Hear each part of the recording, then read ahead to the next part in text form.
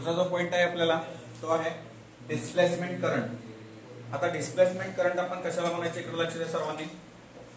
Displacement current इथं काय केलंय आपण एक कॅपॅसिटर घेतलाय, त्या कॅपॅसिटर मध्ये डायइलेक्ट्रिक इन्सर्ट केलंय। कॅपॅसिटर मध्ये काय इन्सर्ट केलंय? डायइलेक्ट्रिक इन्सर्ट केलंय। सो डायइलेक्ट्रिक स्लॅब इन्सर्ट केलंय, या साईडला प्लस क्यू इथं मायनस क्यू, प्लस क्यू ला पॉझिटिव्ह बॅटरी टर्मिनल दिले, मायनस क्यू ला निगेटिव्ह बॅटरी टर्मिनल दिले। या ठिकाणी हे जे आहे ते डीसी सोर्स आहे, कुठला दिलेला आहे याला आपण डीसी सोर्स दिलेला आहे। सो हा जो डीसी सोर्स आहे, DC source that is mean by direct current, कोणाला अप्लाय केलेला आहे आपण या कॅपॅसिटरच्या across, that is also called as IC means काय कंडक्टिंग करंट। आयसी म्हणजे आपण काय म्हणतो त्याला कंडक्टिंग करंट असं म्हणतो। इकडे लक्ष द्या, ज्या वेळेस आपण हे की क्लोज करतो, की क्लोज केलं की करंट फ्लो व्हायला चालू होतो। करंट फ्लो व्हायला चालू झालं की कॅपॅसिटरच्या अक्रॉस सुद्धा करंट फ्लो व्हायला चालू होतो।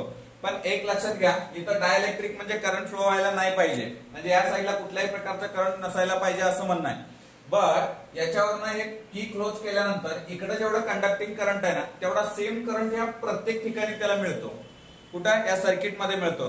प्रत्येक ठिकाणी सेम काय मिळतं? करंट मिळतं। Current that is IC is an conducting current, आपल्याला सेम मिळतो इथंही आणि इकडेही सेम झाला। मग हा करंट झाला पास कुठून?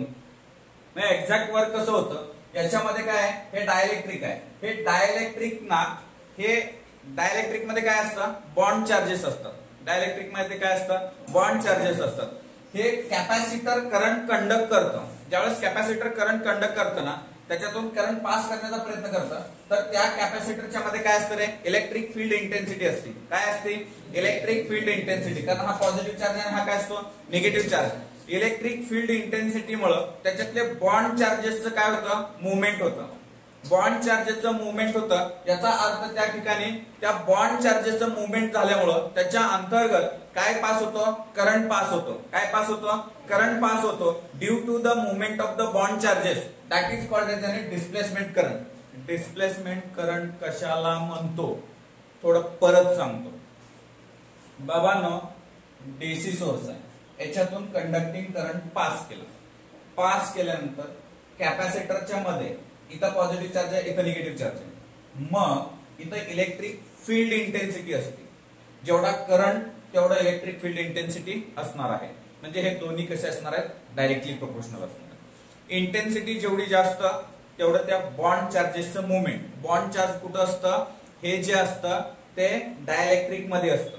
त्या बॉन्ड चार्जेसचं मुवमेंट झाल्यामुळं करंट पास होतो। काय होतं? करंट पास होतं। कुणाच्या मुवमेंटमुळे? कोण पास करतं? बॉन्ड चार्जेस त्याला मदत करतं। हे जे करंट पास होतं याच्या कॅपॅसिटरच्या मध्ये, याला आपण काय म्हटलं? Displacement current, that is called as an ID. Okay, so परत इकडे जे आहे हे कंप्लीट सर्किट पूर्ण होतं। आता लक्ष द्या, चार्ज बरोबर काय? ए के एप्सिलॉन 0 ई, कालच्या डेरिव्हेशन मध्ये बघितलं आपण, Q is equal to A K epsilon 0 upon E. जर आपण इथं याला डिफरन्शिएट केलं with respect to T, differentiate with respect to T, T सोबत जर डिफरन्शिएट केलं dq अपॉन dt बरोबर A K epsilon 0 dE upon dt। कोण? Charge, rate of flow of charge हे कोणासोबत? इंटेन्सिटी सोबत चेंज होणार आहे। ए एरिया कॉन्स्टंट आहे, के कॉन्स्टंट आहे, एप्सिलॉन 0 कॉन्स्टंट आहे। मग मला माहित आहे वी नो बाबांनो, आय कंडक्टिंग करंट बरोबर rate of flow of charge, rate of flow of charge that is mean by IC. मग मी असं लिहू शकतो का? IC equal to A K epsilon 0, A K epsilon 0 डीई अपॉन dt। मग d E upon dt equal to कशावर depend आहे? डीई अपॉन dt तिथंच ठेवलं, याला खाली पाठवलं, IC upon A K epsilon 0, IC upon काय आलं? A K epsilon 0। देयरफॉर बाबांनो, rate of change of intensity is directly proportional to the IC conducting current. म्हणजे कॅपॅसिटरच्या मधलं इलेक्ट्रिक फील्ड इंटेन्सिटी ही टाइम सोबत चेंज होती, but that is directly proportional to the conducting current. जेवढा conducting current जास्त असणार आहे तेवढं याच्यातलं इलेक्ट्रिक फील्ड इंटेन्सिटीचा रेट काय असणार आहे? जास्त असणार आहे। बाबांनो, इथं जेवढे इलेक्ट्रिक फील्ड इंटेन्सिटी आहे तो इलेक्ट्रिक फील्ड इंटेन्सिटी कोणाशी प्रोपोर्शनल असणार आहे? Displacement current. म्हणजे मला डिस्प्लेसमेंट करंट काय मिळेल?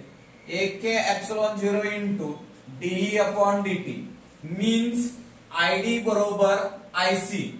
ID म्हणजे काय? Displacement current equal to conducting current. म्हणून सगळ्याकडे आपल्याला कुठेही चेक केलं तर इथंही कंडक्टिंग करंट मिळाला, इकडेही कंडक्टिंग करंट मिळाला. कारण मधल्या स्पेस मध्ये डायइलेक्ट्रिकचं काम काय होतं? फक्त इंटेन्सिटी पास करायचं. मी पुन्हा एकदा सांगतो, डायइलेक्ट्रिकचं काम काय होतं? फक्त इंटेन्सिटी पास करायचं, करंट पास करायचं नाही. पण या ठिकाणी हे डायइलेक्ट्रिकच्या मध्ये कुणाला बसवलं? कॅपॅसिटरला. कॅपॅसिटरचं काम काय? इलेक्ट्रिक फील्ड इंटेन्सिटी त्याच्यातून क्रॉस होती. कुठून? दोन चार्जड प्लेट मधून. ते इलेक्ट्रिक फील्ड इंटेन्सिटी कुणाला मुव्हमेंट करतं? बॉन्ड चार्जला. बॉन्ड चार्ज कुठं आहे? डायइलेक्ट्रिक मध्ये आहे. डायइलेक्ट्रिक कोणतं मटेरियल आहे? इन्सुलेटर मटेरियल आहे. मग ह्या बॉन्ड चार्जेसला काय झालं? मुवमेंट झाली. ते मुवमेंट म्हणजेच काय? करंट तयार झाला. कसला करंट तयार झाला? Displacement current. म्हणजे जेवढा करंट आला तेवढं इलेक्ट्रिक फील्ड इंटेन्सिटी आली. जेवढी इलेक्ट्रिक फील्ड इंटेन्सिटी आली तेवढं जे बॉन्ड चार्जेसचं मुवमेंट आलं. जेवढं बॉन्ड चार्जेसचं मुवमेंट आलं तेवढा करंट प्रोड्यूस झाला. That is mean by ID equal to IC, and can I write here ID is directly proportional to the dE upon dt. We can write also in this way. So this is called as a displacement current. समजतंय का? बघा.